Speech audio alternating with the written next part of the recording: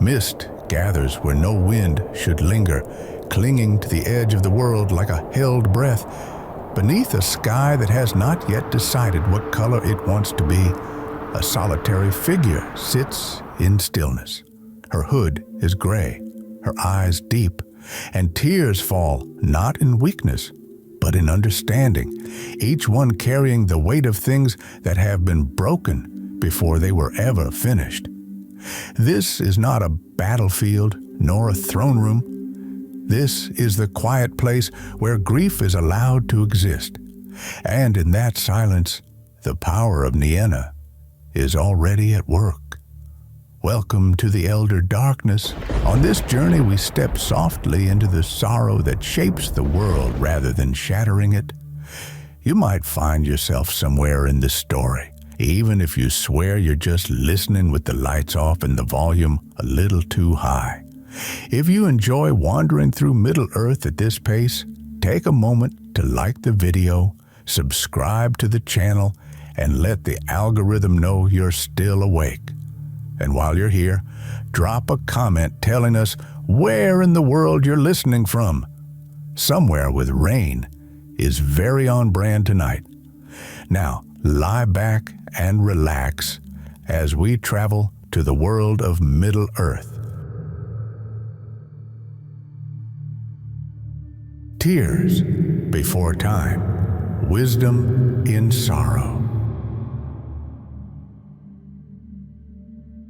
Nienna is present before history learns how to keep records. She is counted among the Valar, yet she does not rule realms like Manwë, nor shape mountains like Aule. Her dwelling lies on the western borders of the world, where shadows lengthen and the light grows gentle.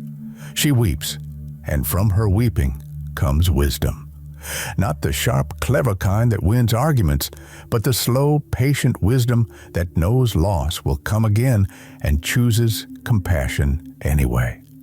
In the music of the Ainur, when the themes of Ilúvatar first unfold, Nienna does not dominate the melody. She listens. Where others push forward with power or ambition, she absorbs the dissonance. When Melkor's discord rises, loud and hungry, her response is not fury, but sorrow. Middle-earth historians still debate whether her grief strengthens the music or merely preserves it. But what is clear is that her tears do not fall uselessly. They temper the world that is coming, giving it depth, the way shadows give meaning to light. As Arda takes shape, Nienna walks its unfinished lands. She sees what others prefer to ignore, the cost of creation. Every mountain raised means a valley deepened. Every star kindled throws a longer night somewhere else. She mourns not only for what is destroyed by Melkor, but for what must be sacrificed even in acts of good. This is her strange, quiet power.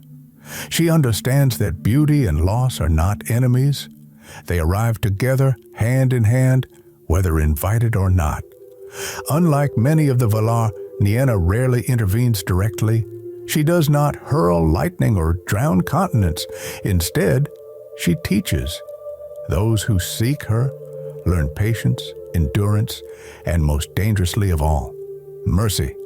Olorin, who will later walk Middle-earth as Gandalf, learns much from her. He listens as she speaks of hope that survives despair, of strength that does not announce itself. It is no coincidence that this particular Maya becomes the one who inspires rather than commands. A slightly controversial take among lore fans, but one worth sitting with. There is a fringe tidbit often overlooked. Nienna is said to be familiar with grief even before the world is marred. That implies her sorrow is not only reactive, she understands loss as a condition of existence itself. Some readers interpret this as foresight, others as a metaphysical necessity built into Eo. Either way, it gives her an almost unsettling depth. She does not cry because things go wrong. She cries because things matter. When Melkor descends fully into cruelty, poisoning Arda and naming himself Morgoth, Nienna does not confront him with armies. She mourns what he has become. This is not weakness. In Tolkien's moral universe, the refusal to hate is a form of resistance. Her grief becomes a counterweight to Morgoth's nihilism, a reminder that even the fallen were once part of the music. Whether Morgoth feels this or not is another question Middle-earth historians still debate, usually late at night over too much coffee. Her influence flows quietly into the First Age. The elves, who feel sorrow more keenly than any other children of Iluvatar, are shaped by her presence, whether they know her name or not. Their songs of loss, their long memories, their ability to endure centuries of fading without entirely breaking. These echo Nienna's teachings. When they mourn the destruction of the two trees, their grief does not turn them hollow. It sharpens their resolve, even when that resolve leads to tragedy. Yes, looking at you, Feanor. Fast forward, slowly, patiently, through ages of war and fading, and her shadow still stretches into the Third Age. During the War of the Ring, her power surfaces not as spectacle, but as restraint. When Gandalf stands before Frodo in Bag End and speaks of Gollum, it is Nienna's philosophy made audible. Pity stays Bilbo's hand. Pity guides Frodo's judgment. And in the end, pity saves the world, albeit in a way no one planned. This is one of those moments where Tolkien quietly clears his throat and reminds everyone what kind of story this actually is. That event, the sparing of Gollum, counts as one of the most significant turning points in The Lord of the Rings, and it carries Nienna's fingerprint all over it. Mercy, born of sorrow, becomes more powerful than any sword. Middle-earth historians still debate whether Frodo's failure at Mount Doom negates his heroism, but Nienna's influence reframes the question entirely. The victory does not belong to willpower alone. It belongs to compassion that refuses to disappear, even when it costs everything. There is something almost uncomfortable about Nienna's role. She does not promise healing without scars. She offers no shortcuts through grief. Her gift is endurance, the ability to carry sorrow without letting it curdle into cruelty. In a world obsessed with triumph, her power feels subversive. And yes, if this were a modern self-help channel, this is where the comments would get very intense very fast. By the time the ring is destroyed and the age turns, Nienna remains in the West, unchanged. She does not celebrate loudly. She does not claim credit. She weeps still for the elves who depart, for the world that must now belong to men, for the knowledge that even victories are forms of ending. And yet, her tears are not despairing. They are cleansing, like rain after a fire, allowing something new to grow in the ashes. Remember how Gandalf laughs, even after everything he has seen? That laugh carries Nienna's lesson. Sorrow does not erase joy, it deepens it, and as Middle-earth moves on, quieter and more fragile than before, her unseen power continues to do what it has always done: teach the world how to feel and survive at the same time. Pity's echo through Middle-earth. The world turns, as it always does, and Nienna does not move with it. She remains where sorrow pools gently instead of stagnating, watching ages pass like slow tides. The First Age burns itself out in heroism and ruin.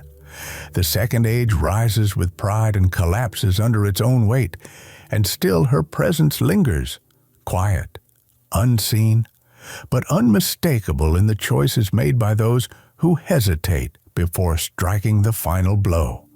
By the Third Age, Nienna's influence has become almost invisible, which is exactly the point. Power that announces itself invites resistance. Power that teaches others how to choose walks unnoticed. Gandalf, now bent and gray, carries her lessons into every corner of Middle-earth. He does not dominate councils, he nudges them. He does not seize victory, he waits for others to grow into it. There is a reason he is the one who speaks most often of hope when logic says there is none. That reason sits weeping in the west. One of the more quietly devastating moments in The Lord of the Rings occurs after the War of the Ring, when victory has already been secured. Frodo cannot stay. The Shire is saved, yet he is not. His wounds, physical and otherwise, do not heal simply because the Dark Lord is gone. This is where Nienna's philosophy reveals its sharpest edge. Mercy and endurance do not guarantee happiness. They guarantee meaning. Middle-earth historians still debate whether Frodo's departure is tragic or necessary, but under Nienna's gaze, it becomes both. Healing sometimes means leaving, and that is a truth fantasy rarely admits out loud. There is a quirky detail tucked into Tolkien's wider legendarium that often slips past casual readers. Nienna's association with tears connects her symbolically to water, yet she is not aligned with Ulmo. Her grief does not flow outward, it sinks inward. It teaches stillness rather than movement. Some scholars argue this makes her influence harder to trace, while others suggest it makes it more profound. Either way, it explains why her legacy appears most clearly in moments of pause rather than action. Consider Aragorn at the Black Gate. He does not march there believing he will win. He marches knowing he may lose everything, simply to buy time for someone else. That acceptance of loss as a possible price is pure Nienna, courage without denial, hope without certainty. And yes, this is where a lesser story would cue triumphant music and dramatic speeches. Tolkien gives us resolve instead. It's subtler and it lingers longer. Nienna's power also shapes the way evil is understood. Morgoth and later Sauron are not merely enemies to be crushed. They are tragedies that have metastasized. This does not excuse them. Let's be very clear before the comment section warms up. But it frames evil as a perversion of something that once had purpose. That framing is essential to Tolkien's moral universe, and it flows directly from Nienna's refusal to forget what was lost, even when it becomes monstrous. As the Fourth Age dawns, the world grows quieter, magic fades, the elves depart, the great glowing moments of legend give way to history, then eventually to something like ordinary life. This fading is not presented as a failure, it is presented as a passing. Nienna understands this better than any of the Valar.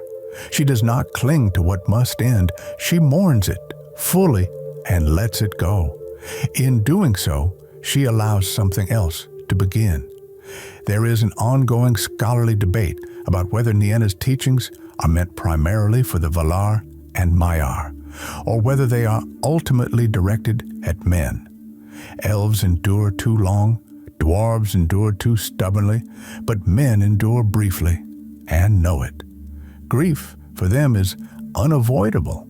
Mortality makes Nienna's wisdom not just helpful, but essential. Her influence prepares the world for an age where loss is no longer exceptional, but constant. And here comes the one light joke promised per 1,000 words. If Nienna had a modern motto, it would not be, "Everything happens for a reason." It would be, "Some things happen and you survive anyway." Not exactly merch-friendly, but brutally honest. As the last ships sail west and Middle-earth settles into the long aftermath of legend, Nienna remains what she has always been. Not a ruler, not a warrior, a witness. Her power lies in the courage to feel everything and still choose kindness. In a mythology full of crowns and battles, she offers something rarer, the strength to weep and then to endure.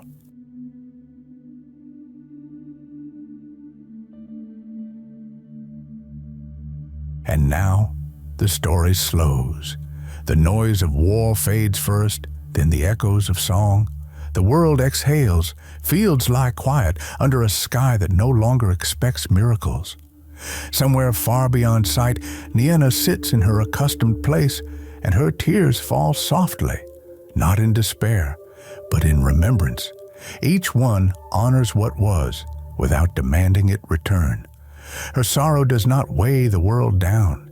It steadies it, like a hand on the shoulder, like a voice that says gently, "You are allowed to rest now."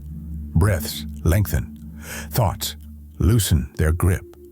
The long road winds on, but for a moment there is no need to walk it. The grief has been carried, the lesson has been learned, and even as the light dims, it does not go out. It simply becomes quieter.